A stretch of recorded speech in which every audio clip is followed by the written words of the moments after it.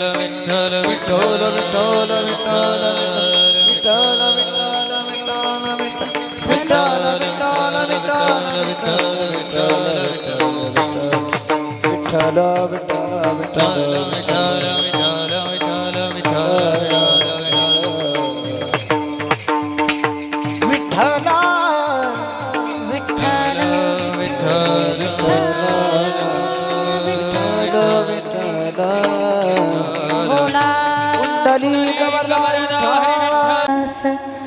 पुढे आ सबरे ना विठ्ठल विठ्ठल विठ्ठल विठ्ठल विठ्ठल विठ्ठल विठ्ठल विठ्ठल विठ्ठल गुरुर्ब्रह्मा गुरुर्विष्णू गुरुर्देवो महेश्वरा गुरुर्साक्षात् परब्रह्म तस्मै श्री गुरवे नमः। वसुदेवसुतं देवं कंसचाणूरमर्दनं देवकी परमानन्दं कृष्णं वन्दे जगद्गुरु। समचरणसरोजं सान्द्रनीलाम्बुदाभं जघननेहितपाणि मण्डनं मण्डनानां तरुणतुलसीमाला कन्धरं कञ्जनेत्रं सदैधवलहासं विठ्ठलं चिन्तया पांडुरंगा करू प्रथमनमन पांडुरंगा करू प्रथमनमन पांडुरंगा करू प्रथम नमन पांडुरंगा करू प्रथम नमन दुसरे चरण संतांतिया दुसरे चरण संतांतिया त्यांच्या कृपा तारे मते कविता त्यांच्या कृपा तारे मते कविता दुसरे चरण सोतातिया दुसरे चरण सोतातिया त्यांच्या कृपा कृपदाने कथे दावितार त्यांच्या कृपा दाने कथे दावितार पांडुरंगा करू प्रथम नमन दुसरे चरण संतांतिया त्यांच्या कृपाने मते कविता बाबाजी गुरुदास तुका पांडुरंगा करू प्रथम नमन दुसरे चरण संतांतिया कृपादाने कथेचा विस्तार बाबाजी सद्गुरु दास तुका दास तुका पांडुरंगा करू प्रथम नमन दुसरे चरण संताचिया त्यांच्या कृपादाने कथेचा विस्तारू बाबाजी सद्गुरु दास तुका। आता वंदू सरस्वती जी सार असार विवेक मूर्ती चेतना रूपे इंद्रिय वृत्ती जी चालवीती सर्वदा।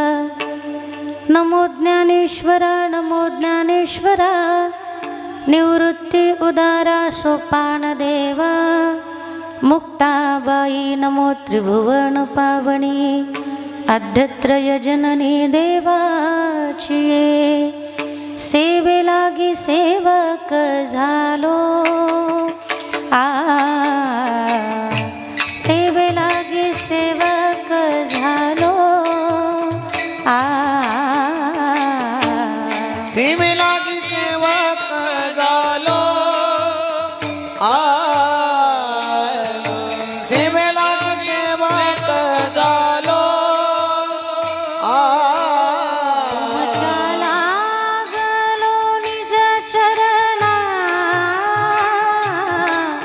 तुमच्या लागलो निज चरणा हो स्वामी तुकया देवा देवा अहो स्वामी तुकया देवा तुमच्या लागलो निज चरणा तुमच्या निज चरणा अहो स्वामी तुकया देवा अहो स्वामी तुकया देवा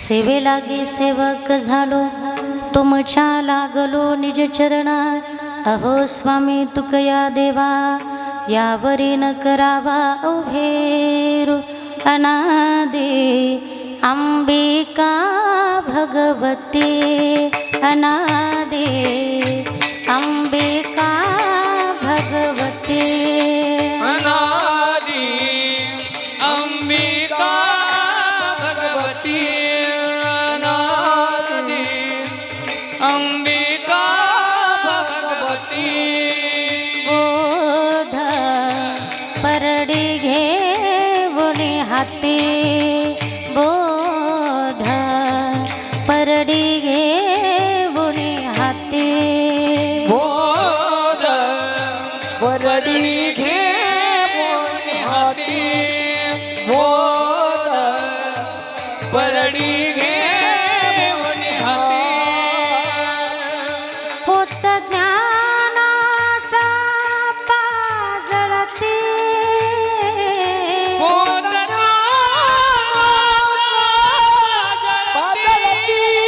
उदो उदो भक्तानाचती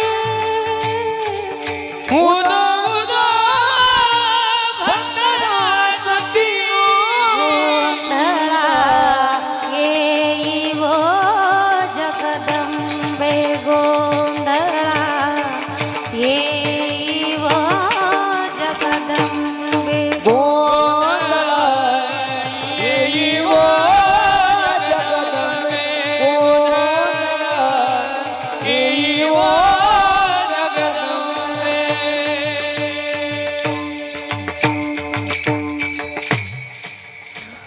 हे तो एक संता ठाई लाभ पायी उत्तम मनविता त्यांचे दास पुढे सवरेना प्रस्तुत प्राप्त प्रसंगी प्राप्त स्थळी कीर्तनरूपी सेवेकरिता निवडलेला अभंग भारतभूमीमध्ये एक आदर्श संप्रदाय ज्याचं नाव आहे वारकरी संप्रदाय आणि या वारकरी संप्रदायामध्ये एक आदर्श परंपरा जी आहे संत परंपरा या आदर्श परंपरेमध्ये असणारे आदर्श संत ज्यांचा जीवन प्रवास आपण जर पाहिला कधीच नाही केला ज्यांनी आपल्या जीवनामध्ये भजनाचा आळस कधीच नाही केला ज्यांनी आपल्या जीवनामध्ये भजनाचा आळस ज्यांच्या अंगणात आहे तुळस आणि तेच झाले वारकरी संप्रदायाचे कळस देवनिवासी तुकोबरायांचा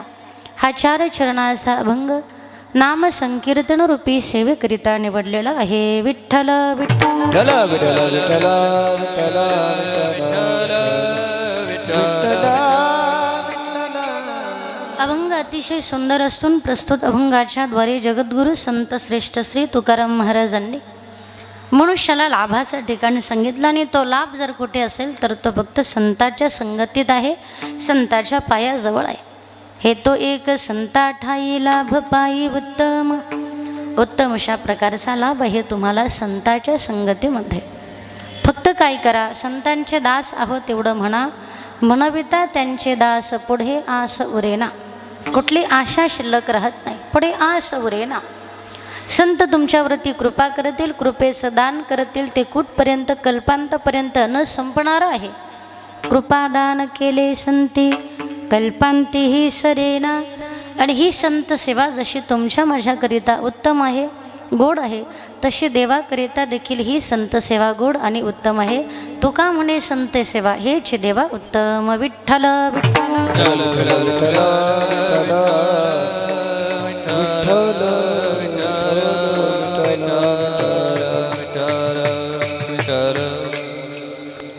चिंतनाकडे वळण्यापूर्वी अल्पसहा परिहार देणं प्रत्येक वक्त्याचं आद्य इति कर्तव्य नियमाप्रमाणे अखिल विश्वाचा चालक मालक भगवान पंढरीनाथ पांडुरंग परमात्मा तथा सर्व साधू संतांच्या कृपा आशीर्वादाने आपल्या या पुण्यपावन पवित्र असणाऱ्या भूमीमध्ये आई सप्तशृंगी माता व श्री सिद्धेश्वर महादेव मंदिर वर्धापन दिनाच्या निमित्ताने अखंड हरिनाम सप्ताहाचं नियोजन केलेलं आहे.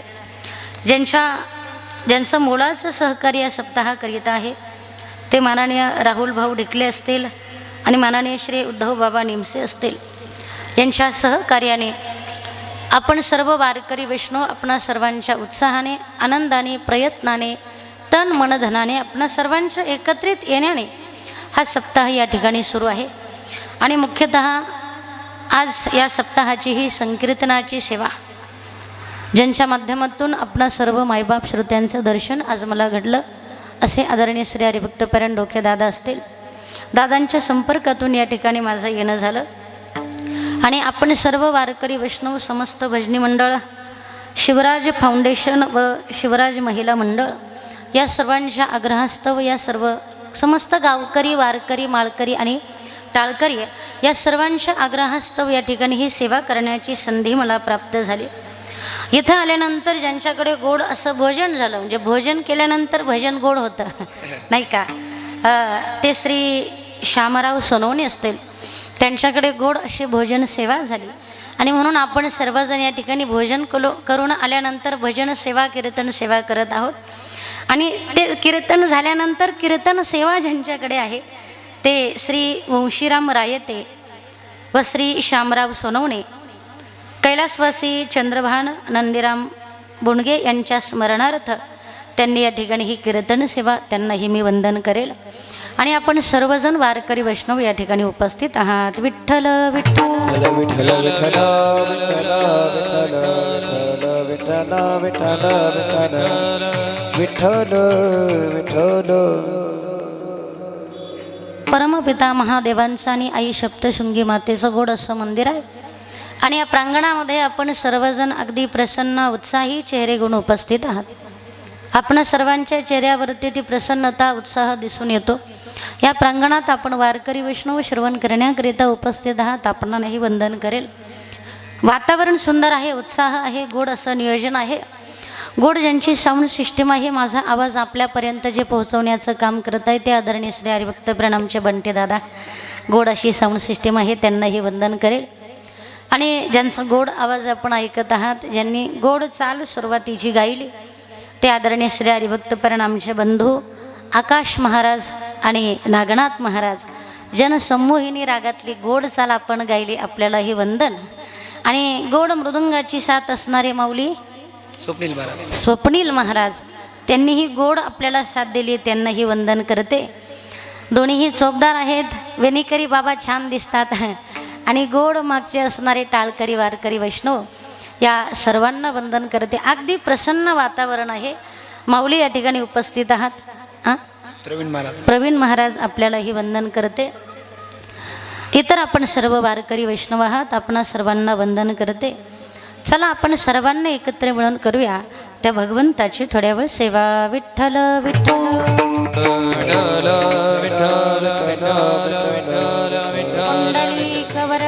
हरि विठ्ठल श्री ज्ञानदेव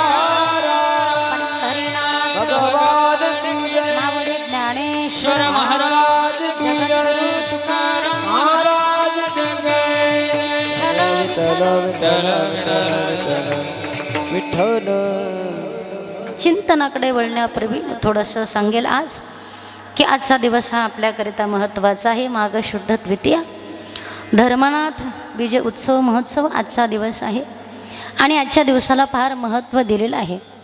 नाथ परंपरेतून चालत आलेला हा आपला वारकरी संप्रदाय, खरं तर ही कीर्तन परंपरा ज्या संप्रदायामुळे लाभली तो वारकरी संप्रदाय, आणि ह्या कीर्तन परंपरेला ज्या परमात्म्यामुळे आम्हाला लाभला, किंबहुना ज्याच्यापासून ज्या आदिनाथापासून याची निर्मिती झाली, याची सुरुवात झाली, किंवा ज्या आदिनाथापासून ही परंपरा आमच्याकडे सुरू आहे, तर हरिपाठाच्या नंतर आपण गुरु परंपरेच्या अभंगामध्ये वर्णन केलं जातं. आदिनाथ उमा बीज प्रगटले, मच्छिंद्राला धले सहज स्थिती, तेची प्रेम मुद्रा गोरक्षादी धली, पूर्ण कृपा केली गहिनीनाथा. आदिनाथ पासूनी परंपरा आली जाण, परंपरा आली जाण, परंपरा आली जाण.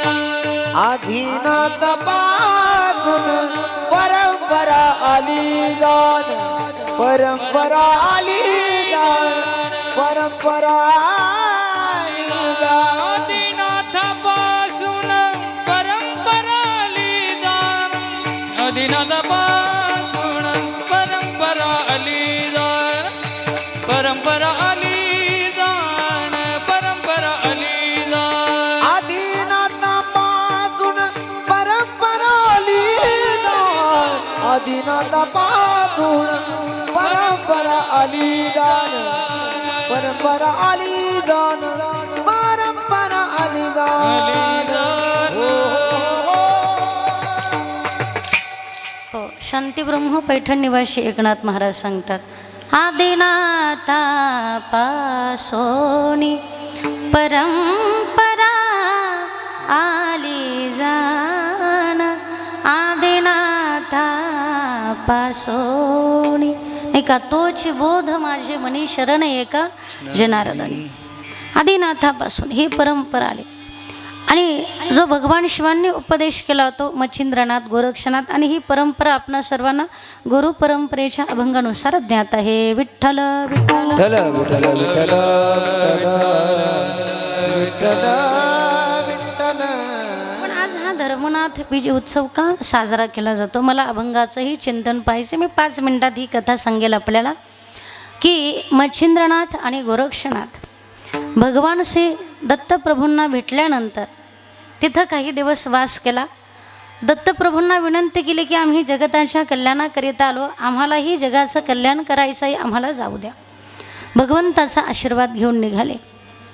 पुढे जात असताना एक नगर लागलं, आणि त्या नगरामध्ये प्रत्येक घरामध्ये काहीतरी दुःखाचा, रडण्याचा, ओरडण्याचा आवाज त्यांना येऊ लागला.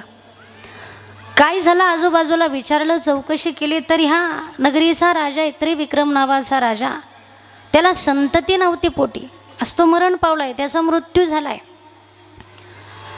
राजा वैकुंठवासी झालाय, आणि म्हणून प्रत्येक प्रजा शोक करते, प्रत्येक घरात दुःख होतंय, प्रत्येक जण रडतोय. म्हणे का रडतोय? त्याचं कारण हा राजा जो होता प्रजेला लेकराप्रमाणे सांभाळणारा होता. लेकरा जसं आई काळजी घेते ना, तसा हा राजा लेकरं समजून प्रजेला सुख द्यायचा, आणि म्हणून आमचा मायबापच आम्हाला सोडून गेला, प्रत्येकजण रडतोय. त्यावेळेला मच्छिंद्रनाथ आणि गोरक्षनाथांनाही ते दुःख पाहवलं नाही. त्या राजाची राणी रेवती राणी, ती सदाचारी, सुसंस्कारी, गुणवान होती, पतिव्रता होती महान. तो शोक पाहायला गेला नाही. गोरक्षनाथांनी गुरुजींना विनंती केली, आपण काही करू शकतो का, यांचं आयुष्य परत देऊ शकतो का? त्यांनी सांगितलं, अंतरदृष्टीने ज्ञानाने पाहिलं, योगी आहोत आपण, राजाचं आयुष्य संपलंय, आपण इच्छा असतानाही काही करू शकत नाही, पण एक पर्याय आहे. म्हणे काय? मच्छिंद्रनाथांनी सांगितलं गोरक्षनाथांना, मी त्यांच्या शरीरामध्ये प्रवेश करू शकतो आणि मी राहू शकतो, 12 वर्षासाठी मी त्यांच्या शरीरामध्ये प्रवेश करू शकतो. त्यावेळेला ज्या वेळेला अंत्यविधी करता, अंत्यसंस्काराकरिता राजाचं शरीर, मृतदेह त्या ठिकाणी आणण्यात आला. मच्छिंद्रनाथांनी गोरक्षनाथांच्या विनंतीवरून आपल्या शिष्याने विनंती केली, काहीतरी करा गुरुजी, शोकसागरामध्ये बुडालेली ही प्रजा, यांच्या चेहऱ्यावर काहीतरी आनंद यायला हवा. आणि म्हणून मच्छिंद्रनाथांनी त्या राजाच्या शरीरामध्ये प्रवेश केला. पण आपल्या शिष्याला सांगितलं गोरक्षनाथांना, काय? माझं हे शरीर आहे ते 12 वर्ष सांभाळून ठेवा. 12 वर्ष पूर्ण झाले की पुन्हा पूर्ववत मी माझ्या शरीरामध्ये येईल. 12 वर्ष राज्य करतो, अंतर्ज्ञानाने सगळी माहिती करतो. 12 वर्ष रेवती राणीसोबत राज्य करतो, राजा त्रिविक्रम राजा बनून करतो, पण माझं शरीर सांभाळा. मग त्यावेळेला ज्या वेळेला राजाचा अंत्यविधी त्या ठिकाणी सुरू झाला आणि मच्छिंद्रनाथांनी प्रवेश केला, ते त्रिविक्रम राजा उठून बसले. सगळ्या प्रजेला जी शोकसागरात दुःखात बुडालेली प्रजा होती त्यांच्या चेहऱ्यावरती अचानक स्मितहास्य आणि आनंद आला. राजा जिवंत झाला, राजाला पुनर्जन्म मिळाला असा त्यांना आनंद झाला. आणि मग इतर जी काही अंत्यविधीची तयारी केली होती त्याचं काय करायचं, राजाची सुवर्ण पुतळा प्रतिमा बनवली, पुतळा, आणि त्याच्यावरती अंत्यविधी अंत्यसंस्कार राजाचा केला. राजा पूर्ववत घरी आला. आता गोरक्षनाथांना चिंता पडली, 12 वर्षाकरिता हे शरीर कुठे ठेवायचं. मग ते शिवालय होतं, महादेवाचं मंदिर आहे. तिथे एक स्त्री सेवा करण्याकरिता आली होती. तिला सर्व पूर्व हकीकत सांगितली. त्रिविक्रम नावाचा हा राजा, राजाच्या शरीरामध्ये माझ्या गुरुने प्रवेश केला. हे गुरुचं शरीर मला सांभाळून ठेवायचं. किती दिवस? 12 वर्ष. काही जागा आहे का? तिने गुप्त खोली दाखवली, इथे ठेवा, सुरक्षित राहील. पण सांगितलं हो. ते स्त्रीने विचारलं, 12 वर्ष हे शरीर पवित्र कसं राहील? अपवित्र होईल ना. ते चिरंजीव आहे, जे अमर आहे, ज्याला मृत्यूच नाही. त्या शरीराला काय होणार? दुर्गंधी शरीराची येणार नाही. जे अमर आहे त्याला कसलं मरण आहे? आणि म्हणून माझ्या गुरुचं शरीर आहे तसंच राहणार. फक्त एक सांगतो, वचन द्या, हे कुणाला सांगू नका. स्त्री म्हटल्यावर काय, तिने वचन दिलं, निघून गेली. गुप्त जागा ती ठेवली आणि 3-4 महिने गोरक्षनाथ तिथे राहिले. आपल्या गुरुजी रोज तिथं दर्शनाला यायचे राजाच्या रूपामध्ये. त्यांनी आपल्या भाषेमध्ये गुरुजींना सांगितलं, अमुक अमुक ठिकाणी तुमचा देह मी सुरक्षित ठेवला आहे. ठीक आहे असं म्हटले, तेही आपल्या कार्याला निघून गेले. कालांतरानं राज्य सुखाने चालू झालं. 1 वर्षानंतर रेवती राणीनं एका बाळाला जन्म दिला. त्याचं नाव धर्मनाथ ठेवलं. त्याचं नाव धर्मनाथ असं ठेवण्यात आलं. राणीला मुलगा झाला वर्षानंतर, त्याचं नाव धर्मनाथ असं ठेवलं. 12 वर्षाचा काळ संपत आलेला होता. सगळं काही व्यवस्थित चालू असताना एके दिवशी राजा राणी त्रिविक्रम नावाचा राजा, ज्याच्या शरीरात मच्छिंद्रनाथांनी प्रवेश केला, आणि धर्मनाथाला घेऊन त्या शिवालयात दर्शनाला आले. दर्शनाला आल्यानंतर राजाने आणि मुलाने दर्शन घेऊन बाहेर निघाले. पण राणी होती रेवती राणी, तिने मस्तक ठेवलं आणि महादेवाला हात जोडून विनंती केली, काय की मला आहेवपणानं मरण येऊ दे, मला विधवपणात नाही तर आहेवपणामध्ये मरण येऊ दे, असं वरदान ज्या वेळेला भगवंताकडे मागितलं, तर जी स्त्री, तिला शरीर माहीत होतं मच्छिंद्रनाथांचं, ती जरा हसू लागली. तिच्या चेहऱ्यावरचं हास्य पाहिल्यानंतर राणीला विचार पडला, ही का हसले असेल? मला आहेवपणात मरण येऊ दे, मी एवढंच मागणं मागितलं, ही का हसले असेल? म्हणून का हसले विचारलं. तिने सांगितलं, क्षमा करा, मी आपलं सहज हसू आलं. नाही नाही, विनाकारण कुणी हसत नाही, सांग मला. तिला वाटलं, राणे आपण विनाकारण हसलो असं म्हटलं तरी शिक्षा देईल, काय करावं. भीतीपोटी तिने सगळं खरं सांगितलं की तुम्ही, तुमचे पती कधीच गेले, विधवापणात तुम्ही आयोपणाचं मरण मागताय म्हणून हसू आलं मला. मच्छिंद्रनाथांनी तुमच्या पतीच्या शरीरात प्रवेश केलाय, खरं वाटत नसेल तर हे शरीर पहा. तिने तेही जागा दाखवली. रेवती राणी घरी आली. रेवती राणीने विचार केला, 12 वर्ष पूर्ण झाल्यानंतर मला पुन्हा विधवेचं जीवन जगावं लागेल. मुलगा तर आत्ताच कुठं मोठा झाला आणि ह्या मुलाचं सांभाळ कोण करेल? मग याला बापाचं प्रेम कुठून मिळणार? मग तिने असा विचार केला मनामध्ये, जर हे मच्छिंद्रनाथांचं शरीरच नष्ट केलं तर मग काही पुढं राहणारच नाही, ते शरीरात प्रवेश करणार नाही. रात्रीचं रेवती राणीने काय केलं, काही सेवकांना गुप्तचरांना बोलवलं, ती जागा दाखवली, ते शरीर दूर न्या, त्याचे बारीक बारीक तुकडे करा आणि अस्ताव्यस्त फेकून द्या, सांगितलं सेवकांना. राणीचा आदेश होता. सेवक आले. सेवकांनी त्या शरीराचे तुकडे केले, अस्ताव्यस्त फेकून दिले. विठ्ठल विठ्ठल विठ्ठल विठ्ठल विठ्ठल विठ्ठल विठ्ठल विठ्ठल. हे ज्या वेळेला पार्वती मातेला अचानक जाग आली, कैलासामध्ये पार्वती माता ध्यानावर आल्या. काय झालं? मच्छिंद्रनाथांच्या शरीराचे तुकडे केले, यक्षिणीला बोलवलं, गोळा करा म्हणे ते.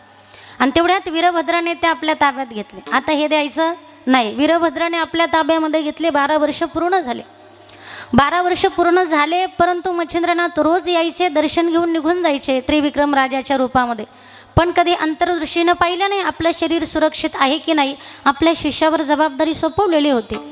आणि ज्या वेळेला गोरक्षनाथ आले, गोरक्षनाथांनी पाहिलं तर शरीर नाही आहे. काय करायचं? 12 वर्ष पूर्ण झाल्यानंतर गुरुजी येतील, शरीरात प्रवेश करतील, त्यावेळेला काय करायचं? त्या स्त्रीला बोलवलं, जिला हे माहीत होतं इथं शरीर ठेवलं माझ्या गुरुजींचं, काय झालं? तिने भोवतीपोटी सांगितलं, मी असं सगळं घडलेला वृत्तांत सांगितला. मला हसू आलं.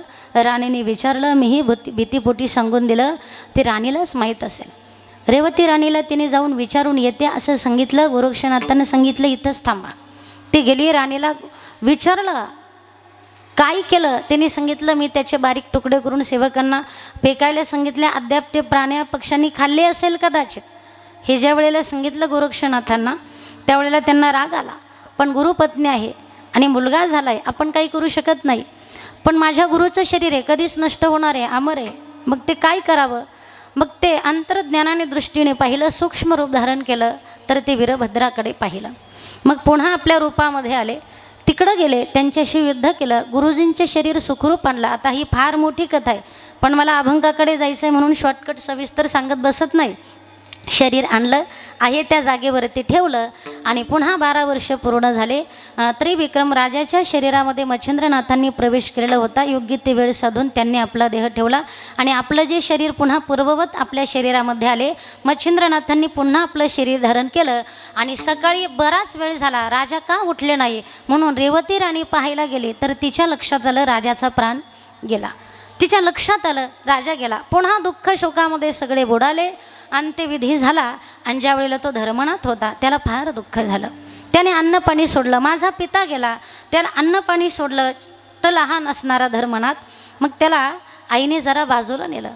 सगळी हकीकत सांगितली, पिता जिवंत आहे. मच्छिंद्रनाथांनी तुझ्या पित्याच्या शरीरात प्रवेश केला. तुझे पिता तर केव्हाच गेले, पण हेच तुझे पिता आहे. मग त्यांना आनंद झाला. तो धर्मनाथ पुन्हा त्या मंदिरात गेला, ज्या मंदिरात मच्छिंद्रनाथ गोरक्षनाथ बसलेले होते. त्यांना आदरपूर्वक घेऊन आले. धर्मनाथांनी आपल्या नगरीत आणलं. तिथं 1 वर्षभर राहिले आणि यथोचित आता धर्मनाथाला राजगादीवरती बसून द्यायचं. मच्छिंद्रनाथांनी गोरक्षनाथांनी धर्मनाथाचा राज्याभिषेक केला. सांगितलं, आम्ही 12 वर्षांनी पुन्हा येतो, तू आईला सांभाळ, तिची काळजी घे, राज्य सुखाने कर, येतो. 12 वर्ष धर्मनाथाने राज्य व्यवस्थित सांभाळलं. त्या 12 वर्षामध्ये धर्मनाथाचा विवाह झाला. त्याला एक मुलगा झाला. त्याचं नाव ठेवलं त्रिविक्रम नावाचा राजा. आपल्या पित्याच्या नावावरनं धर्मनाथांनी आपल्या मुलाचं नाव त्रिविक्रम असं ठेवलं. 12 वर्षांना मच्छिंद्रनाथ गोरक्षनाथ आले. आल्यानंतर पुन्हा आता धर्मनाथांनी सांगितलं, मलाही तुमच्याबरोबर यायचं आहे. मग मच्छिंद्रनाथांच्या सांगण्यावरनं पुन्हा आता त्रिविक्रमाचा राज्याभिषेक झाला. त्याला राजगादीवरती बसवलं आणि गुरुदीक्षा दिली. कुणाला? धर्मनाथाला. आणि त्यावेळेला प्रसाद वाटण्यात आला. तो एक उत्सव साजरा करण्यात आला. ज्या दिवशी हा सगळं घडला प्रकार, तो आजचा दिवस धर्मनाथ बीज उत्सव म्हणून स्वर्गातले देव आले, आनंदानं फुलांचा वर्षाव केला.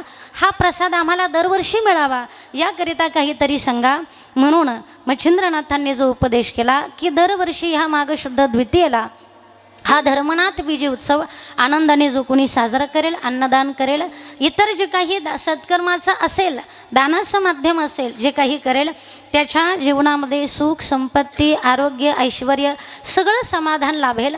म्हणून नाथ परंपरेतून आलेली ही परंपरा आज त्याला अतिमहत्त्व दिलेलं आहे. आज नकळत तुमच्याकडून माहिती नसतानाही जर काही दान झालेलं असेल तर त्याचं हजारो पटीनं पुण्य आज तुमच्या पदरात पडणार आहे. हाच तो आजचा धर्मनाथ बीज उत्सव. विठ्ठल विठ्ठल विठ्ठल विठ्ठल विठ्ठल विठ्ठल विठ्ठल विठ्ठल विठ्ठल. आणि म्हणून आजचा हा धर्मनाथ बीज उत्सव त्या निमित्ताने हा पर्व काळ आणि त्या पर्व काळावरती मला मिळालेली ही कीर्तन सेवा. चला आता आपल्या अभंगाकडे वळूया. सेवकरिता निवडलेला अभंग जगद्गुरु संत श्रेष्ठ श्री तुकाराम महाराजांचा असून प्रस्तुत अभंगामध्ये तुकाराम महाराजांनी संतांच्या संगतीतला लाभ सांगितला. एक लक्षात घ्या, आपण मृत्यूलोकात जन्माला आलो आणि मृत्यूलोकात जन्माला येणं आपलं परम भाग्य आहे. एकनाथ महाराजांनी सांगितलं, भरतखंडे नरदेह प्राप्ती हे तो परम भाग्याची संपत्ती. अशा भूमीमध्ये जन्माला आलो की महाराष्ट्र ही संतांची भूमी. इथं पांडुरंगासारखा देव आहे, चंद्रभागेसारखं तीर्थ आहे, पंढरपूरसारखं क्षेत्र आहे, ज्ञानोबारायांसारखी आई आहे आणि तुकोबारायांसारखे साधू पुरुष आहे. अशा भूमीत आपण जन्माला आलो. जेथे वैष्णवाचा वास, धन्य भूमी पुण्यभूमी.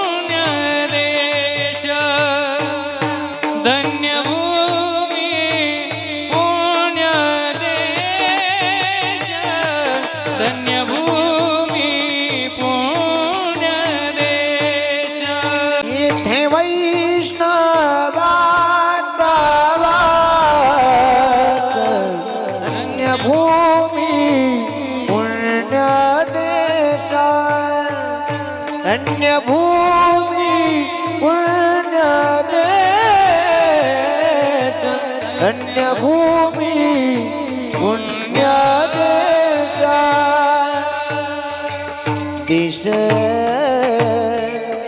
जेथे वैष्णवांचा वास धन्य भूमी पुण्यदेश. अशा पवित्र भूमीमध्ये जन्माला आलो.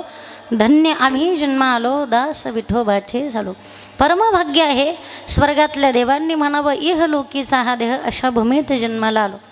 इथं परमात्म्याचं नामचिंतन करण्याचा अधिकार आपल्याला आहे. संत सेवा आम्हाला लाभली. अशा भूमीत जन्माला आलो जिथं पांडुरंगाने परब्रह्म परमात्मा माता पित्याची सेवा करणाऱ्या पुंडलिकाकरिता येत आहे. परमात्मा उभा राहत आहे. अशा भूमीमध्ये ही पतिव्रतेची आदर्श भूमी आहे.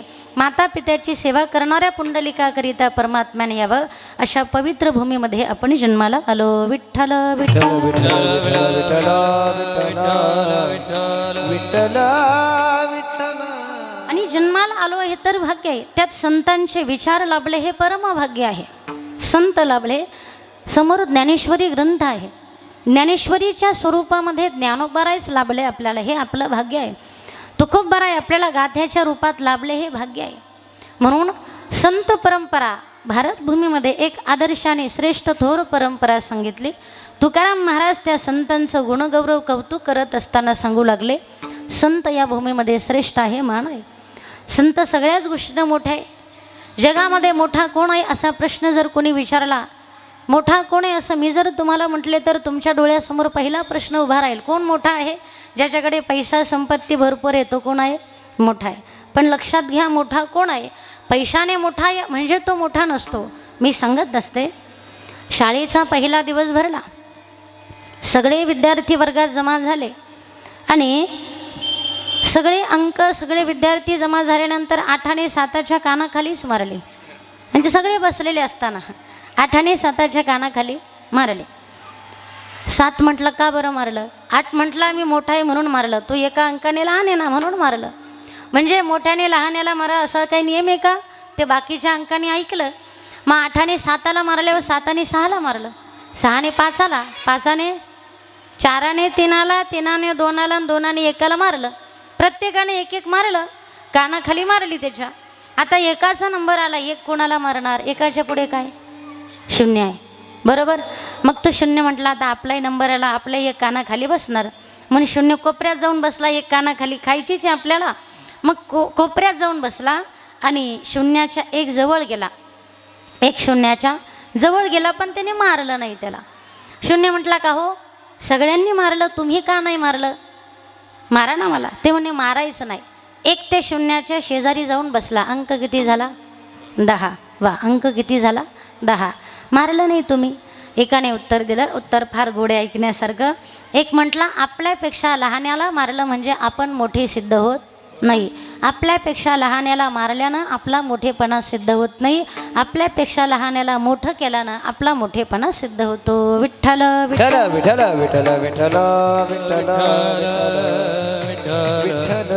म्हणून आपण लहान आहोत आणि संत मोठे आहे. आपल्याला उद्धार करतात. आपल्याला मोठं बनवतात. ज्ञान दिलं ज्ञानाने मोठं करतात. येथे उपकारासाठी आले घरजा वैकुंठी. आणि संत मोठेच आहे. किती मोठे आहे संत? संत प्रतिज्ञेमध्ये भीष्माचार्यांपेक्षा श्रेष्ठ सांगितले. संत प्रयत्नामध्ये राजा भगीरथापेक्षा श्रेष्ठ सांगितले. संत चंद्रापेक्षा शीतल आहे. संत सूर्यापेक्षा तेजस्वी आहे. संत गंगेपेक्षा पवित्र आहे. चंद्रापेक्षा शीतल आहे. सूर्यापेक्षा तेजस्वी आहे. प्रयत्नामध्ये राजा भगीरथापेक्षा श्रेष्ठ आहे. राजा भगीरथाने प्रयत्नाची पराकाष्ठा करून आपल्या पूर्वजांच्या उद्धाराकरिता गंगा आणली. कोणी? राजा भगीरथांनी त्यांच्या पूर्वजांच्या 7,000 सगर पुत्रांच्या उद्धाराकरिता गंगा आणली. ती फक्त आपल्या पूर्वजांच्या उद्धाराकरिता आणली. पण संतांनी ज्ञानेश्वरी रूपी गाथारूपी ज्ञानगंगा प्रत्येकाच्या घरात पोहोचवली. संत हे प्रयत्नामध्ये राजा भगीरथापेक्षा श्रेष्ठ आहे. भगीरथांचा प्रयत्न आपल्या पूर्वजांच्या उद्धाराकरिता दिलीप अंशुमान सगर यांनी प्रयत्न केला. त्यांना नाही जमलं. मग भगीरथांच्या प्रयत्नाला फळ आलं. गंगा आणली. पण पुन्हाकरिता फक्त पूर्वजांकरिता आपल्याकरिता सायास प्रयत्न. पण तुकाराम महाराजांचा सायास सगळ्या जगाकरिता. तुकाराम महाराजांचा प्रयत्न ज्ञानोबारायांचा सगळ्या विश्वाकरिता, म्हणून प्रयत्नामध्ये भगीरथापेक्षा श्रेष्ठ आणि प्रतिज्ञेमध्ये भीष्माचार्यांपेक्षा श्रेष्ठ. भीष्माचार्यांची प्रतिज्ञा काय? भीष्माचार्य हे नाव का पडलं? ते देवव्रत नावाने ओळखले जायचे, पण ते भीष्माचार्य का पडले? ते भीष्म प्रतिज्ञा करायचे, ते पूर्णच करायचे म्हणून ते भीष्माचार्य पडले. बरं, मग ते जी प्रतिज्ञा करायचे ती तडजोड करत नसायचे, पूर्णच करायचे म्हणून भीष्म प्रतिज्ञा करणारे भीष्माचार्य. पण भीष्माचार्यांची प्रतिज्ञा स्वतः करिता, संतांची जगाच्या उद्धाराची प्रतिज्ञा सगळ्या विश्वाकरिता, म्हणून प्रतिज्ञेमध्ये राजा भीष्माचार्यांपेक्षा श्रेष्ठ, प्रयत्नामध्ये राजा भगीरथापेक्षा श्रेष्ठ, चंद्रापेक्षा शीतल, सूर्यापेक्षा तेजस्वी आणि गंगेपेक्षा पवित्र. विठ्ठल विठ्ठल विठ्ठल विठ्ठल विठ्ठल. गंगेपेक्षा पवित्र. गंगेपेक्षा पवित्र कसे? गंगा गंगा वाचिनी म्हटलं तर नामदेव महाराज म्हणतात सकळ दोष जाते भंगा. गंगा वाचिनी म्हटलं तरी दोष जातात. तर ज्ञानोबाराय म्हणतात का फेडीत पाप ताप पोखीत तिरीचे पादप समुद्रा जाय आप गंगे जैसे. एवढी ही गंगा पवित्र आहे. आणि त्या तीर्थापेक्षा गंगेपेक्षाही पवित्र कसे? तर थोडक्यात सांगेल, ज्ञानेश्वर महाराज आणि नामदेव महाराज उत्तर भारतात तीर्थयात्रा करण्याकरिता गेले आणि करता करता काशीभूमीमध्ये गेले.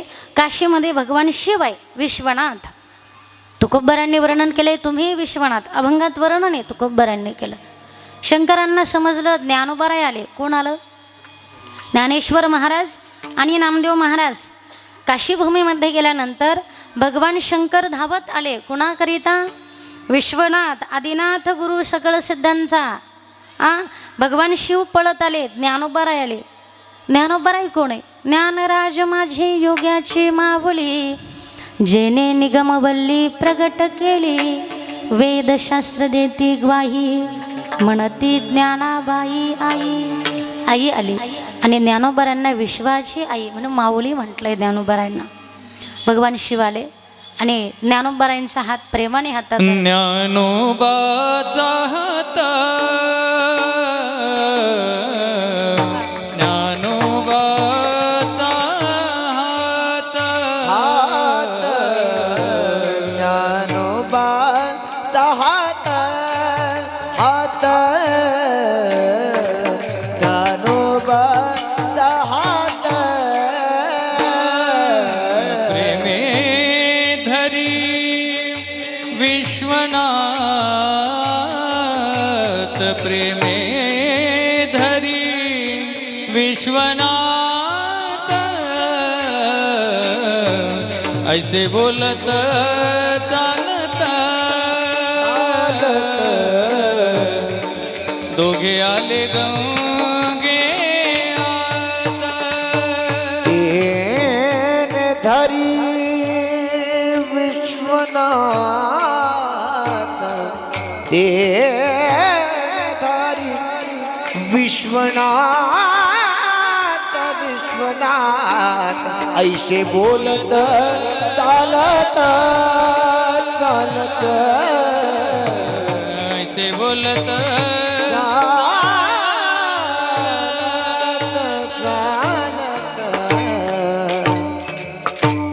ज्ञानोबाचा हात प्रेमे धरिला विश्वनाथ, ऐसे बोलत चालत दोघे आले गंगे आत. बोलत बोलत गंगेपर्यंत आले. भगवान शिवांनी ज्ञानोबारायांचा हात प्रेमाने हातात धरला आणि बोलत बोलत कुठे गेले? दोघे आले गंगे आत. गंगा मातेला समजलं ज्ञानोबाराय आले. ज्ञानदेवाचे चरणी मिठी घाली गंगा माई, मिठी घाली गंगा माई. गंगा मातानं ज्ञानदेवांचे चरण पकडले. नामदेव महाराज म्हटले सोडा आता, तुमचं दर्शन झाले, जाऊ दे, आम्हाला पुढे जायचं आहे, आम्ही तीर्थयात्रा करतोय. गंगा माता म्हटल्या परत येत आहे की नाही माहीत नाही म्हणून सोडणार नाही. मग नामदेव महाराजांनी सांगितलं, नामा म्हणे सोडाबाई ज्ञानदेव सर्वा ठाई ज्ञानदेव सर्वा ठाई ज्ञानोबाचा हात ज्ञानोबाचा हात. नामदेव महाराज म्हटले ज्ञानदेव सर्वाठाई ज्ञानोबारायांचे चरण इथेच आहे असं नाही, सगळीकडे अवतार पांडुरंग नाव ठेविले ज्ञानी, सगळीकडे आहे माझ्या ज्ञानोबारायांचे चरण. अर्थात मला फक्त एवढंच सांगायचं आहे की गंगा मातेपर्यंत ज्या वेळेला भगवान शिव आणि ज्ञानोबाराय गेले, नामदेव महाराज गेले, तर गंगा मातेने चरण कुणाचे पकडले? मिठी घाले गंगा माई ज्ञानदेवाचे चरणी. गंगा मातेनं ज्ञानोबारायांचे चरण पकडले. संत गंगेपेक्षा श्रेष्ठ विठ्ठल विठ्ठल विठ्ठल विठ्ठल विठ्ठल विठ्ठल विठ्ठल विठ्ठल. ज्या वेळेला हा महिमा संतांचा गाऊ लागले, संतांचा तोरपण संतांचा मोठेपणा सांगू लागले, तर साधक सहजच म्हटले का हो तुकोबाराया, तुम्ही एवढं गुणगान संतांचं करताय, एवढे मोठेही मान्य आहे, पण मग आम्हाला काही मिळेल का? तुकाराम महाराज म्हटले मी ज्या संतांचं गुणगान तुमच्यासमोर करतोय ना, त्या संतांच्या जवळ तुम्हालाही काहीतरी आहे. काय आहे त्याचं उत्तर अभंगाच्या प्रथम. हे तो एका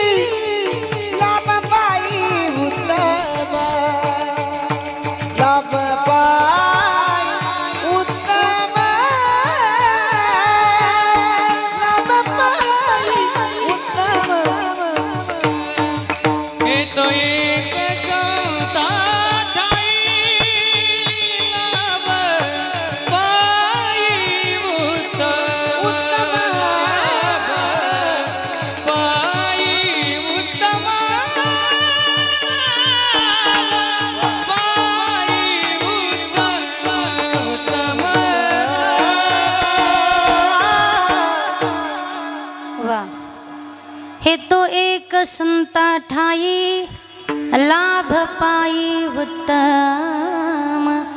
अभंगाच्या प्रथम चरणामध्ये तुकाराम महाराज सांगतात, हे तो एक संता ठाई लाभ पायी उत्तम. तुम्हाला एक उत्तम अशा प्रकारचा लाभ आहे. कुठं आहे तो? संताच्या पायी, संताच्या ठाई, म्हणजे संताच्या संगतीत आणि संताच्या चरणाजवळ एक उत्तम अशा प्रकारचा लाभ आहे. लाभाचं चिंतन करताना कोणता लाभ आपण ते पाहू. पण एक साधक म्हटला तुकोबार आहे, तुम्ही हे तो एक असा शब्द सांगितला. एक याचा अर्थ एकच लाभ मिळणार आहे का आम्हाला? एक म्हणजे एकच होतं ना, मग आम्हाला एकच संत आणि एकच लाभ का? आम्हाला समजलं नाही.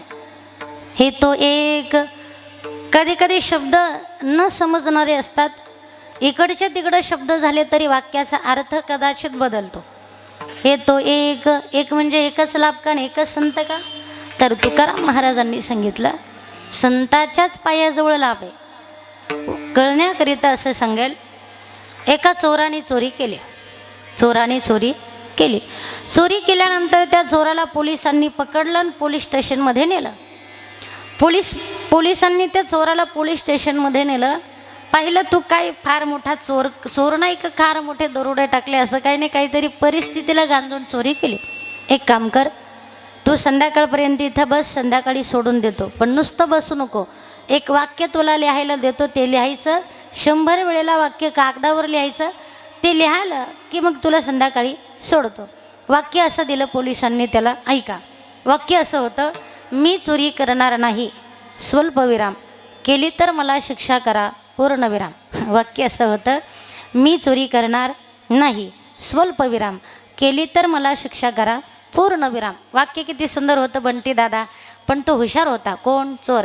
त्याने वाक्य लिहिलं, 100 वेळा लिहिलं, पण स्वल्पविराम बदलला. मी चोरी करणार, स्वल्पविराम, नाही केली तर मला शिक्षा करा, पूर्णविराम.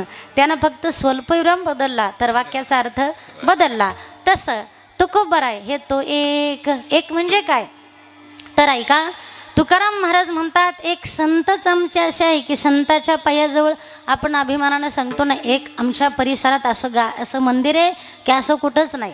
एक आमच्याकडे अशी सुंदर सिस्टीम आहे बंटी दादांसारखी की दुसरीकडे नाही. आपण दुसरीकडे गेले तरी म्हणतो नाही आमचीच चांगले, नाही आमचेच गायक चांगले. एक आमच्याकडे असे गाणारे आहे की असे गाणारे कुठंच नाही. तो म्हणतात एक आमच्या गावात असं दुकान आहे ना, असं कुठंच नाही.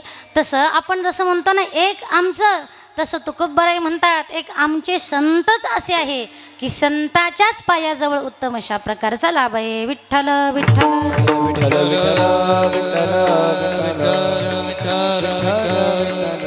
हे तो एक संता ठाई. ऐका, हे तो एक, एक संतच असे बाबांनो की संत सोडून लाभ तुम्हाला दुसरीकडे, संताच्याच पायाजवळ काय लाभ आहे, लाभ पायी उत्तम. आणि तो लाभ कसा आहे? उत्तम सांगितला. उत्तम लाभ कसा, मी त्याचं शेवट चिंतन सांगेल तुम्हाला.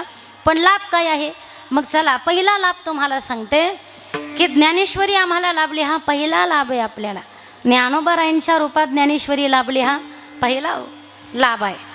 तुकोबारायांच्या रूपात गाथा लाभला, हा दुसरा लाभ आहे. महाराज, मी जरा वेगळं सांगत असते वारीच्या निमित्ताने. असं पाहिला लक्षात आलं म्हणून सांगते की ज्ञानोबाराय ज्या वेळेला भिक्षा मागण्याकरिता जायचे, आईवडिलांनी देहांत प्रायचित्त घेतलं आणि भिक्षांना मागण्या, कोरांना मागण्याकरिता ज्या वेळेला ज्ञानोबारायांनी जावं तर लोकांनी अपमान करायचा. म्हणजे एखाद्याने अन्न टाकलं तर त्यात माती कालवावी, संन्याशाची करटी म्हणून हिनवावी, इंद्रायणीमध्ये स्नान केलं तर इंद्रायणी बाटली, एखाद्याच्या अंगावर सावली पडली तर विटाळ झाला, असा अनेक शब्दात ज्ञानोबारायांच्या संतांचा काय झाला त्यावेळेला अपमान झाला. पण वारीचं महत्त्व असं की आपण ज्ञानोबा निवृत्तीनाथांच्या भेटीकरिता नुसतं ज्ञानोबा माऊली तुकाराम असं म्हणत जातो. आपल्याला 100 ठिकाणी खायला भेटतं. कशाच्या नावाखाली? फक्त ज्ञानोबा तुकाराम. संतांच्या ठिकाणी लाभ किती आहे? फक्त संतांचं भजन करत गेलं, पुण्यवंत भावे घेता सज्जनांची नावे. त्यांना खाऊ दिलं नाही लोकांनी, त्यावेळेला तिरस्कार केला, त्रास दिला. पण आत्ता नुसतं संतांचं काय करतोय? भजन करतोय. तरी पावला पावलाला म्हणजे दिवसभर ज्ञानोबा तुकाराम असं भजन आहे आणि संध्याकाळी गुलाबजाम गोड गोड खायला आहे. विठ्ठल विठ्ठल विठ्ठल विठ्ठल विठ्ठल. हा लाभच आहे ना, हा लाभच आहे. काय मिळत नाही सांगा संतांकडे? सगळं मिळतं. तुम्ही संतांचं फक्त नामजप करा, सगळं मिळतं. म्हणून लाभ जर काही असेल तर जगायचं कसं आणि मरायचं कसं हे सांगतात ते संताच्या ठिकाणी. लाभाचं चिंतन करत असताना अभंगाच्या 4ही चरणाचे शेवटचे शब्द पकडा. मी अभंग म्हणते, तुम्ही 4 चरणाचे शेवटचे 4 शब्द लक्षात ठेवा. हे तो एक संता ठाई लाभ पायी उत्तम. पहिला शब्द, म्हणविता त्यांचे दास पुढे आस उरेना. कृपादान केले संती कल्पांतीही सरेना. आणि तुका म्हणे संत सेवा हेची देवा उत्तम. काय शब्द झाले 4 शेवटचे? उत्तम, ओरेना, सरेना, उत्तम. 4 शब्द झाले बरोबर. मग आपल्या जीवनात काय सरावं म्हणजे उत्तम लाभ? उत्तम, उरेना, सरेना, उत्तम. आपल्या जीवनात काय उरावं म्हणजे उत्तम लाभ, आणि आपल्या जीवनात काय सरावं म्हणजे उत्तम लाभ. हे जे आपल्याला समजावून सांगतात तोच संताच्या संगतीतला सर्वात मोठा लाभ आहे. काय उरावं काय सरावं? तुका म्हणे का मरणेची सारे उत्तमाची बुरे कीर्ती मागे. उत्तमाची बुरे कीर्ती मागे. उत्तमाची बुरे कीर्ती मागे.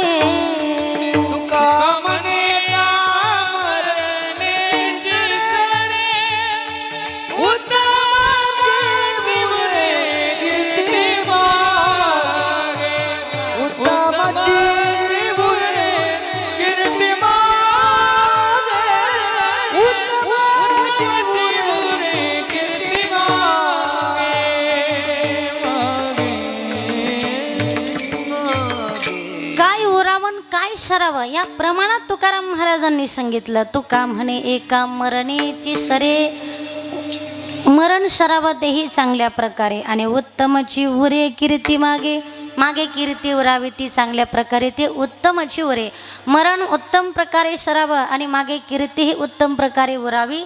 याकरिता जगणं कसं आहे ते ज्ञानेश्वरी शिकवते, आणि शेवटी मृत्यू कसं आहे ते हा आम्हाला गाथा ज्ञानेश्वरी शिकवते. कसं जगायचं कसं मरायचं हे आम्हाला ज्या अर्थी समजावून सांगतात. मरण सरावं तेही चांगल्या, हरिपाठ करताना मरण आलं चांगलं मरण आहे. कीर्तनात बसल्या बसल्या कीर्तन करताना मरण आलं चांगलं आहे. वारी करताना मृत्यू आला चांगलं. आणि मागे उत्तमची उरे कीर्ती मागे, ही कीर्तीही उत्तम आणि मरणही चांगल्या प्रकारे उत्तम. हे जे आम्हाला सांगतात याचं ज्ञान आम्हाला जे गाथा ज्ञानेश्वरीच्या रूपात पुरवतात तोच संताच्या संगतीतला उत्तम लाभ. विठ्ठल विठ्ठल.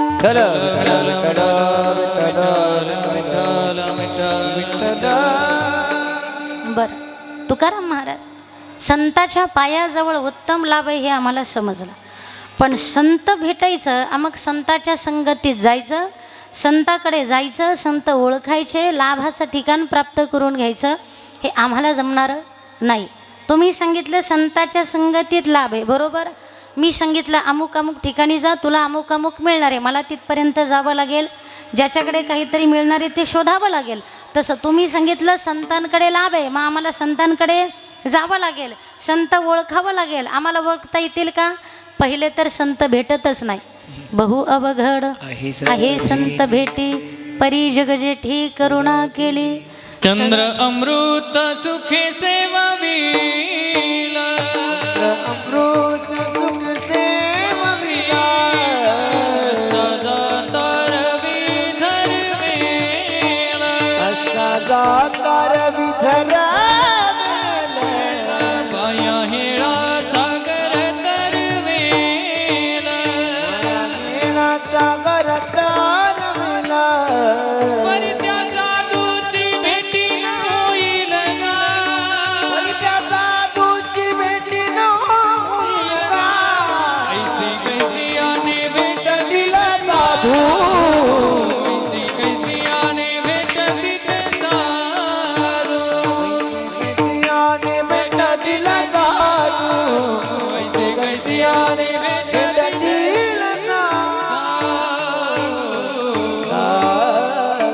परी त्या साधूचे भेटना. साधू एवढे सहज भेटणार नाही, संत सहज मिळणार नाही आम्हाला.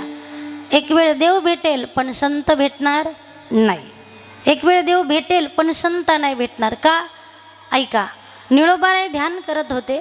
संत निळोबाराय ध्यानाला बसलेले असताना निळोबारायांचं ध्यान चालू असताना परमात्मा आले आणि निळोबारायचे ध्यानस्थ होते आणि देव समोरून उभे राहिले. ते म्हटले उठा आता निळोबाराय. ते म्हणजे निळोबारायांनी डोळे उघडून पाहिलं, कोण आलाय समोर? मग विचारलं, कोण तुम्ही? सांगितलं, मी परमात्मा आहे. परमात्मा? हो. त्रैलोक्य साम्राज्याचा मी चक्रवर्ती, मी भगवान, सगळं जग माझं ध्यान करतं तो मी परमात्मा, ज्याची सत्ता सगळ्या विश्वावरती आहे तो मी. निळोबाराय म्हटले, ठीक आहे, तुम्ही देव आहात, तुम्ही आले माझ्यासमोर मान्य, पण तुम्हाला इथं कोणी बोलवलं होतं? प्रार्थिल्या वाचोनी आलसी का, प्रार्थिल्या वाचोनी आलसी का, प्रार्थना वाचो आलासी का, प्रार्थना वाचो आलासी का. तुझ लागी येथे बोलाविले कोणी, तुझ लागी येथे बोलाविले कोणी, प्रार्थिल्या वाचोनी आलसी का, प्रार्थिल्या वाचोनी आलसी का. तुझला दियेते बोलाविले कोण, तुझला दियेते बोलाविले कोणी, प्रार्थीला वाचोनी आलासी का, प्रार्थीला वाचोनी आलासी का, आलासी का रे राम. न तुम्हाला इथं कोणी बोलवलं? प्रार्थिल्या वाचवणे आलासे का, तुझ लागे येथे बोलाविले कोणी? कोणी बोलवलं देवा तुम्हाला इथं?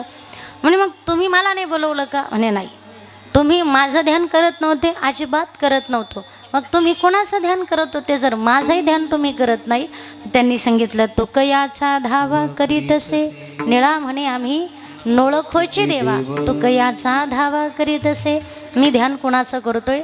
तुकाराम महाराजांचं करतोय, तुमचं ध्यान करत नाही. मग ध्यान निळोबाराय कुणाचं करत आहे? तुकोबारायांचं. आणि भेटायला कोण आलंय?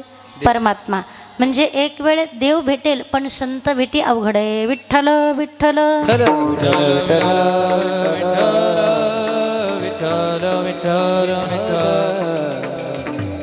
सुंदरदासांचं एक वाक्य मी वाचलं, म्हणजे त्यांचं चरित्र काय मला पाहायला मिळालं नाही, पण वाक्य गोड आहे.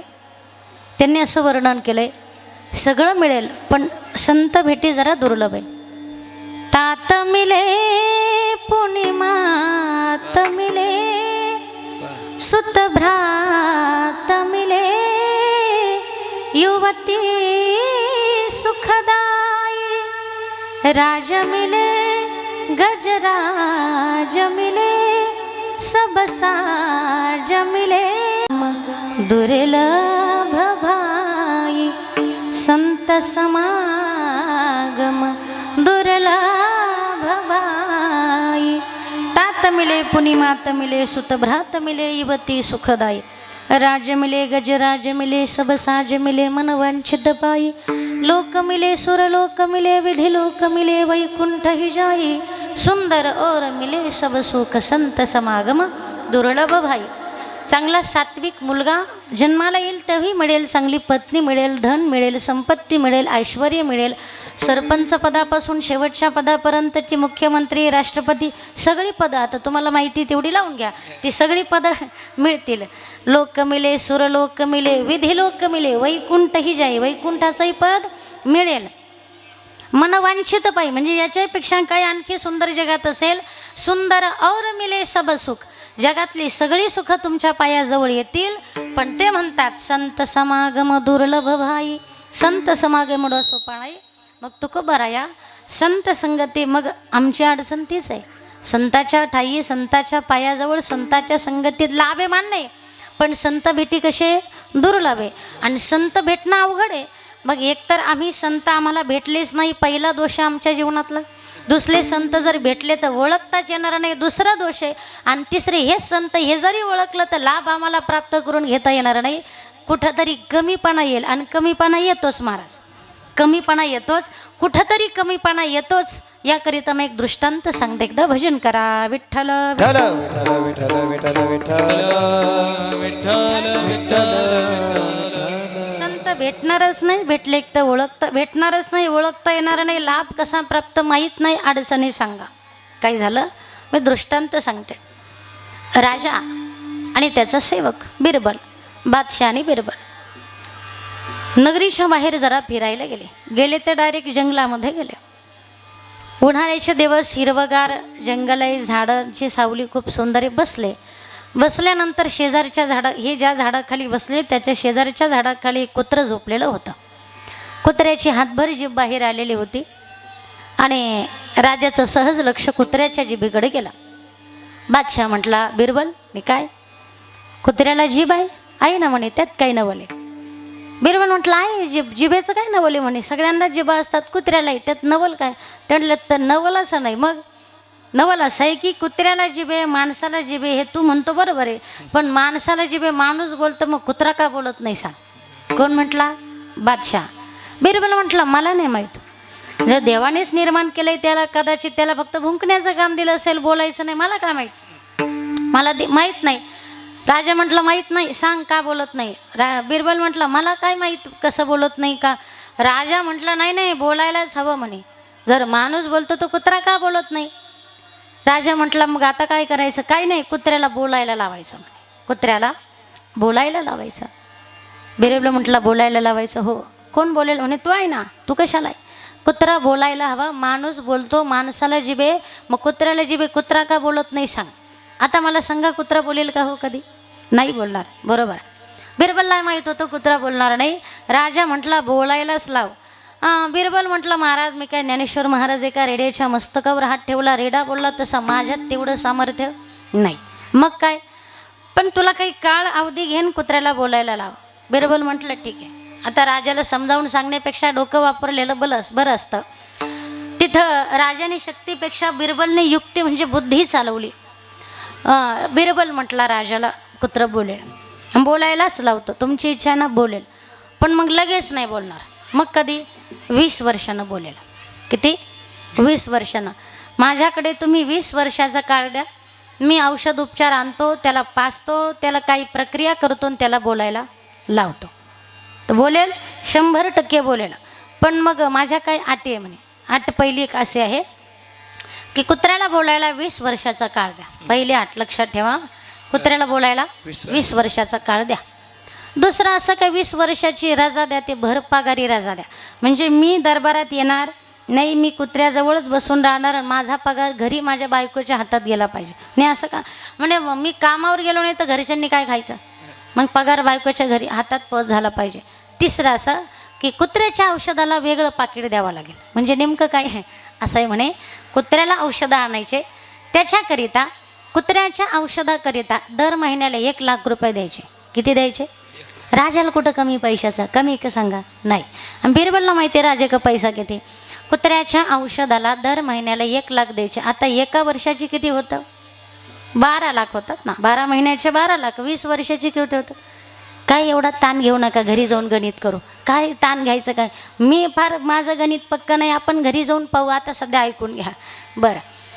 दर महिन्याला कुत्र्याच्या औषधाला 1 लाख द्यायचे. राजा म्हटला दिले, तुला रजा दिली, तुला सुट्टी दिली, पगार दिला, 20 वर्षाचा काळ दिला. जर एवढं सगळं करून जर कुत्रा बोलला नाही तर बिरबल म्हटला फाशीची शिक्षा द्या, भर चौकात द्या, गुपचूप नका देऊ, चौकात द्या म्हणे. बघा बिरबल म्हटला बिनधास्त द्या. राजा म्हटला मग इथं आपण दोघं सोडून, तिसरं कुत्रं सोडून चौथं कोणीच नाही, आपण दोघं, आपल्या दोघांमध्ये हा करार झाला. तू जर नाही 20 वर्षात कुत्र्याला बोलायला लावलं तर तुम्ही मला फाशीची शिक्षा देणार, मी तुला. हे बाकीच्यांना कसं कळणार म्हणे, स्टॅम्प पेपरवर सही करतो. केली सही, बिरबलने सही केली, मी कुत्र्याला बोलायला लावणार आणि जर 20 वर्षात कुत्रं बोललं नाही तर राजा मला फाशीची शिक्षा देणार. मग सही केली, गेला घरी निघून. कुत्रं घेतलं आणि गेला. बिरबलला तरी काय, त्याला माहिती आहे दर महिन्याला 1 लाख भेटणार, वरून पगारही भेटणार, काय करायचं घेणं देणं आपल्याला. बिरबल गेला घरी, सगळ्या नगरीला आनंद झाला. बऱ्याच लोकांना राजाच्या बिरबलच्या विरोधांना बरं वाटलं की 20 वर्षांना का होईना बिरबल मरणार. का मरणार? त्यांना माहीत होतं कुत्रं कधी बोलत नाही. 20 वर्षांना का होईना बिरबल मरल म्हणे. पण बिरबलचा एक जवळचा मित्र होता, तो फार हुशार होता. तो म्हटला बिरबल इकडे म्हणे. काय? अरे मी तुला एवढा हुशार शहाणा समजत होतो, तो थोडा वेडा आहे का रे म्हणे. काय झालं? अरे तुला माहिती आहे का कुत्रं बोलत नाही. तो म्हटलं माहिती आहे ना, कुत्रं कधीच बोलत नाही मला माहिती आहे. अरे पण मग 20 वर्षाचा काळ कशाला मागितला? तो म्हटलं पाहू रे 20 वर्ष आहे अजून. काय म्हटलंय? पाहू अजून 20 वर्ष आहे. अरे वेड्या 20 वर्षानं कोई ना मरशील ना म्हणे तू. तो म्हटलं अजून आपल्याकडे 20 वर्ष पडले. पण तो आणखीनच तळमळ करू लागला. अरे बाबा मरशील ना, तुझे लेकरं बाळ. तो म्हटलं हे बघ इकडे कान इकडं कर, कोणाला सांगू नको. आणि तुम्ही काही कोणाला सांगायच्या भानगडीत पडू. आपला ऐकान का बसायचं, काय कोणाला सांगू नका. आणि सिस्टीमवाले शूटिंगवाले तुम्ही कोणाला सांगत बसू नका, राहू द्या आपल्यातच. तो बिरबलला मित्र म्हटला इकडे. बिरबल म्हटला इकडे कान इकडं कर, हे बघ अजून 20 वर्ष. तो म्हटलं अरे अरे ऐकतं खरं म्हणे. 20 वर्षात राजाच एवढा म्हातारा झालाय, बहुतेक राजाच मरल. आणि राजा मेला का कोण विचारतोय पैशाचं काय केलं, औषध पाजले का नाही पाजले कुत्र. मित्र म्हटलं का रे नाही राजा मेला. तर बिरबल म्हटलं मग मी मरल 20 वर्षात, काहीतरी मागं पुढं होईल माझं. हां एखादा अटॅक म्हणा काहीतरी येईल मला. मित्र म्हटलं नाही तू मेला तर. बिरबल म्हटलं ऐक, एक तर 20 वर्षात राजा 100% मरणार. आणि नाही राजा मेला तर मी मरल. आणि नाही आम्ही दोघं मेलो तो कुत्रं तरी मरल, कारण कुत्र्याचं आयुष्यच 20 वर्षाचं आहे. 20 वर्षात कुत्रं मरणार. आणि राजा जर आला की म्हणायचं महाराज बोलायलाच लागलं होतं पण मेलं. कोण विचारतोय 1 लाखाचं काय केलं पाकिटाचं, काय कोणी विचारायला येणार आहे का? काय घेणंच नाही.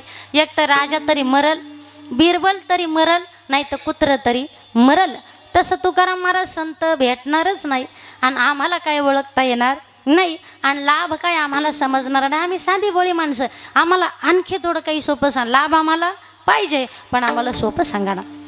अवघड देऊच नका आम्हाला. तुकाराम महाराजांनी सोपं दिलं अभंगाच्या 2ऱ्या चरणात. मनविता त्यांचे दास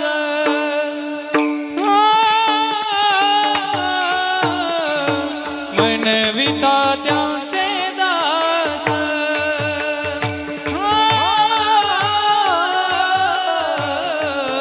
मनविता त्यांचे दास हो, मनविता त्यांचे दास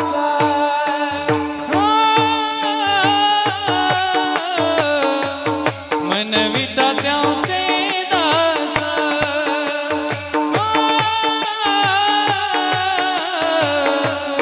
मनविता त्यांचे दास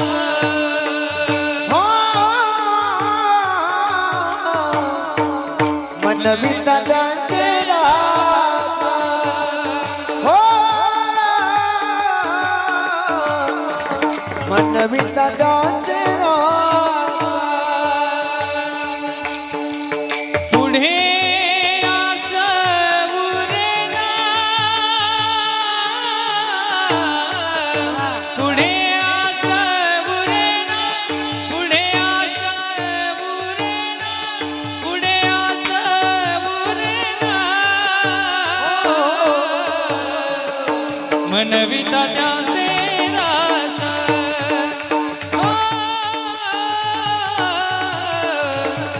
मनविता त्यांचे दास पुढे आस उरेना पुढे आस उरेना पुढे आस उरेना मनविता त्यांचे दास त्यांचे दास मनविता त्यांचे दास हो मनविता त्यांचे दास पुढे आस उरेना पुढे आस उरेना पुढे आस उरेना मनविता त्यांचे दास पुढे आस उरेना पुढे आस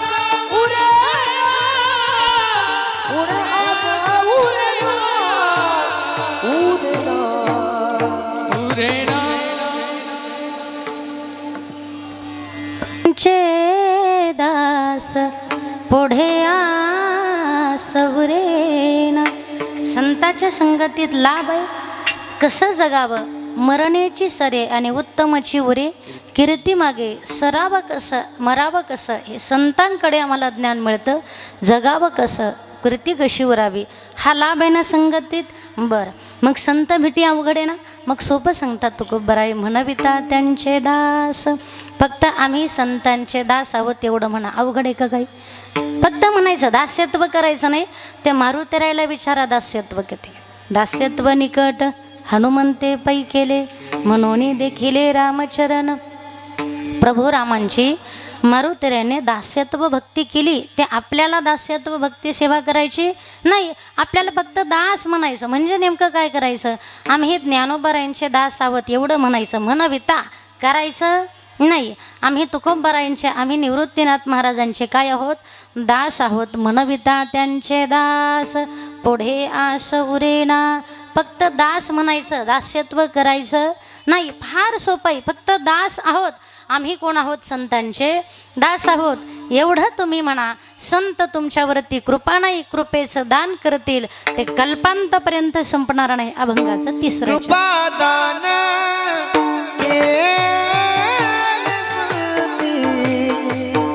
कृपादान केले सती. कृपादान केले सती. कृपादान केले सती. कृपादान केले सती.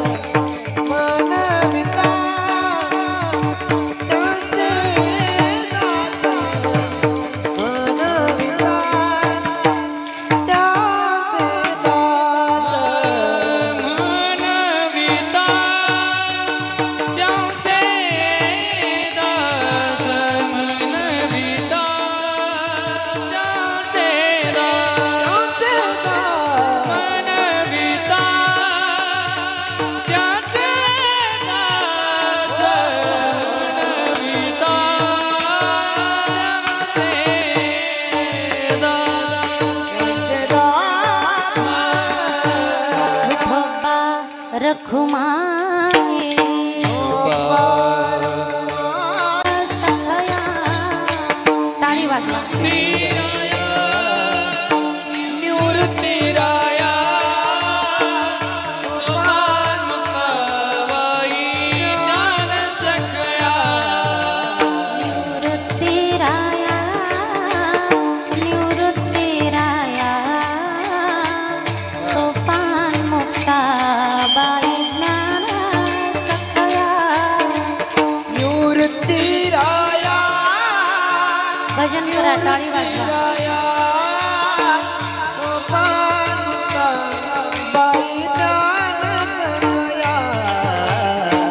सोपान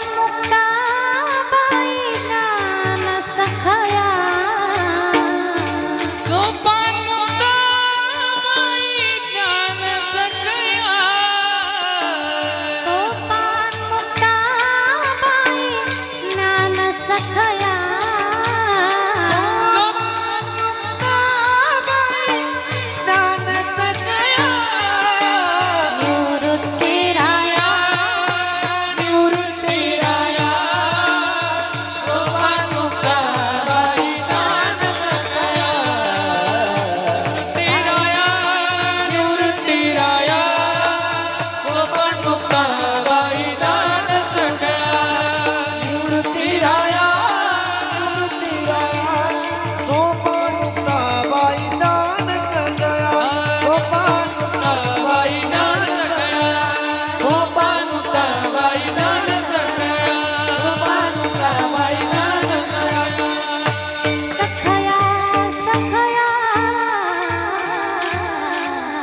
सखया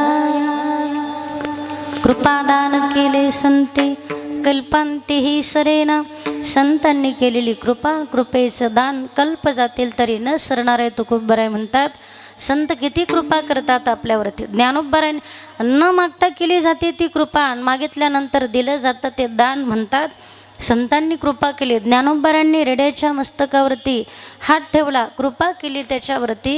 म्हणून कृपा, उदारता, लीनता हा शब्द संतांच्या ठिकाणी शोभतो.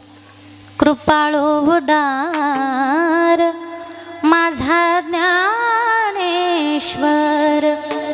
तया नमस्कार वारंवार वारंवार. न पाह्याती कुळाचा विचार, भक्त करुणा कर ज्ञानाबाई ज्ञानाबाई. द्यायचं कसं ते संतांनी शिकवलं आम्हाला. म्हणून आपण जरी सामान्य जीव असलो तरी आपण द्यावं. भजन असेल, कीर्तन असेल, सप्ताह असेल, द्यावं, देत राहावं. कारण देण्याकरिता हात आहे. कोणीतरी एक साधक साधूकडे गेला. मनुष्याने साधूला सांगितलं माझं फार वजन वाढलं. साधूने सांगितलं बाबा ऐक, शरीराचं वजन वाढलं असेल तर योगासनं कर, व्यायाम कर. शरीराचं तुझ्या वजन वाढलं असेल ना, तुला व्यायाम करावं लागेल. मनाचं जर वजन तुझं वाढलं असेल तर तुला ध्यान करावं लागेल. आणि धनाचं जर तुझं वजन फार वाढलं असेल तर तुला दान करावं लागेल. म्हणून दान द्यावं. आणि ते कुठं द्यावं?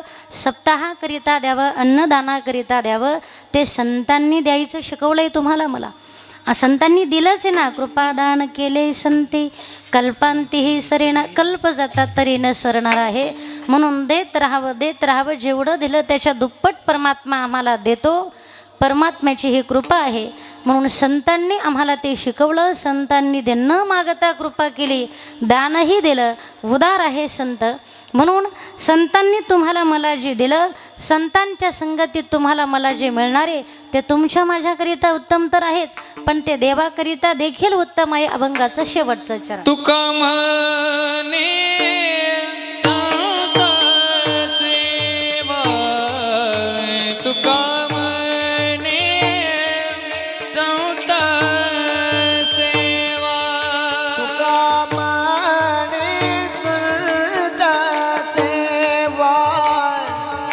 तुका म्हणे संता सेवा, हेची देवा उत्तम, हेची देवा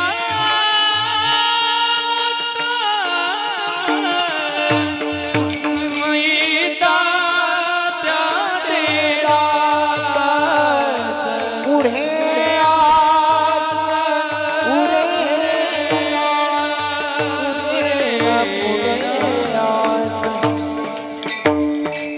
तुका म्हणे संत सेवा, हेची देवा उत्तम. वेळ फार झाला, फक्त शेवटचं चरण सांगते. 5 मिनटं घेते तुमची. उत्तम लाभ आणि उत्तम सेवा म्हणजे काय? एक मित्र दुसऱ्या मित्राकडे काहीतरी 1000 रुपये मागायला गेला. त्या मित्रांनी सांगितलं माझ्याकडे 1000 नाही पण 500 एवढे आहे, घेऊन जा तुला. तो मित्रांनी सांगितलं उसने पाहिजे, 1000 दे, परत देतो. मित्र म्हटला एवढे नाही, 500च आहे, घेऊन जा. तो म्हटला बरं झालं. 1000 मागायला गेला, 500 मिळाले, बरं झालं. पुन्हा तोच मित्र दुसऱ्या मित्राकडे 1000 मागायला गेला, त्याला 900 मिळाले. तो म्हटला चांगलं झालं. 1000 मागायला गेलो, 900 मिळाले, चांगलं झालं. पुन्हा तोच दृष्टांत, मित्राकडे 1000 मागायला गेला, तो मित्र घरात गेला. घरातून 5,000चा बंडल आणला, त्याच्या हातावरती दिला. मागायला किती गेला होता? 1000. मिळाले किती? 5,000. मग मला सांगा, पहिल्यांदा 1000 मागायला गेला, बरं झालं 500 मिळाले. दुसऱ्यांदा 1000 मागायला गेला, 900 मिळाले, चांगलं झालं. तिसऱ्यांदा 1000 मागायला गेला, 5000 मिळाले, उत्तम झालं. मग हे तो एक संता ठाई लाभ पायी बरा म्हणता येईल का? नाही. हे तो एक संता ठाई लाभ पायी चांगला म्हणता येणार नाही. हे तो एक संता ठाई लाभ पायी उत्तम, अपेक्षेपेक्षा अनेक पटीनं आपल्याला देतात. तोच संताच्या संगतीतला उत्तम लाभ. म्हणून देवाकरिताही उत्तम आणि तुमच्या माझ्याकरिताही उत्तम. ज्ञानेश्वर माऊली ज्ञानराज माऊली तुकाराम माऊली ज्ञानराज जय ज्ञानेश्वर माऊली ज्ञानराज माऊली तुकाराम ज्ञानेश्वर माऊली ज्ञानराज विठ्ठल जय जय विठ्ठल विठ्ठल जय जय विठ्ठल. आय बोलिलेले कुरे वेळे वाकुणे उत्तरे करा क्षमा अपराध महाराज तुम्ही सिद्ध. नाही उच्चारिला धिकार मिळा पुला करा क्षमा अपराध महाराज तुम्ही सिद्ध. तुका म्हणे ज्ञानेश्वर का पाया पैकी करा करा क्षमा अपराध महाराज तुम्ही सिद्ध. ज्ञानदेव तुकाराम ज्ञानदेव तुकाराम ज्ञानदेव तुकाराम तुकाराम तुकाराम कुंडलिक वरदारी विठ्ठल श्री ज्ञानदेव तुकाराम पंढरीनाथ भगवान की